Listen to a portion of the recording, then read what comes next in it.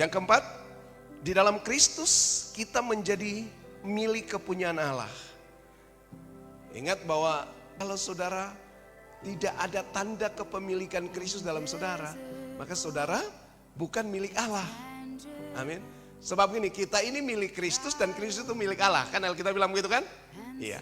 Maka kalau saudara tidak mungkin jadi milik Allah sebelum menjadi milik Kristus. Apa tandanya bahwa saudara milik Kristus? Oh, di dalam kita ada benih ilahi itu. Ada DNA Kristus. Ya, ada kehidupan Kristus. Ada roh Kristus.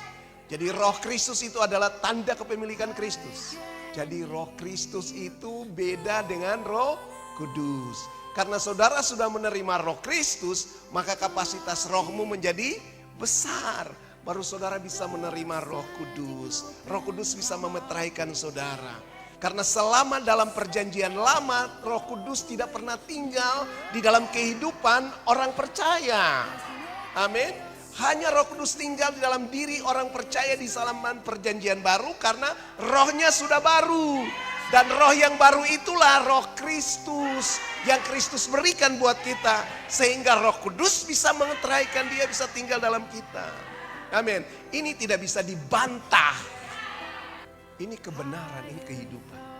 Dan karena itu saudara percaya sekali bahwa rohmu yang baru dari Kristus, roh yang sudah teruji. Halo, saudara dengar nih.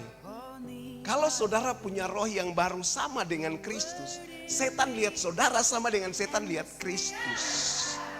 Ya, karena sudah teruji, roh yang sama sudah kalahkan dia. Amin. Roh yang sama sudah menaklukkan dia. Jadi adalah saudara sudah punya roh Kristus, tapi kalau takut setan itu aneh bin ajaib. Justru setan itu takut saudara. Amin. Setan bilang, aduh saya berurusan dengan orang ini saya pusing. Saya cari yang lain saja deh. Yang mana? Yang punya kesaksian Yesus dan punya hukum. Pak Pendeta ada ayat kan? Ada.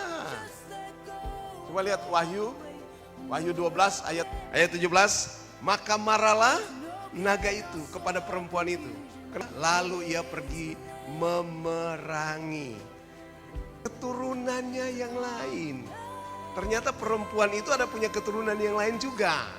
Yang mana? Yang menuruti hukum-hukum Allah. Itu satu. Lalu yang kedua, yang memiliki kesaksian Yesus. Yang memiliki hukum-hukum Allah ini siapa? Orang yang sibuk urus hukum Torah terus. Ya kan? Ini bisa jadi dengan bangsa Israel. Gitu ya.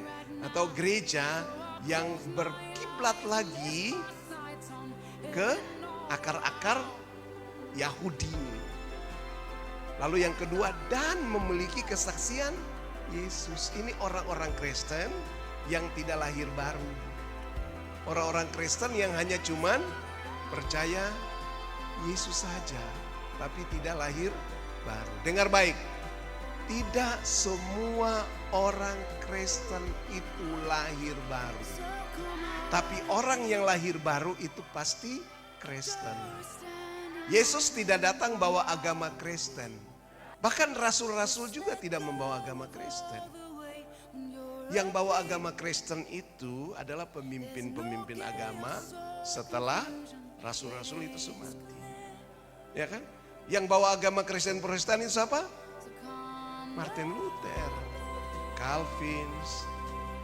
Jadi bukan Tuhan Yesus. Tuhan Yesus itu mengajarkan tentang kehidupan. Dia datang membawa kehidupan. Aku datang supaya mereka mempunyai hidup dan mempunyainya dalam segala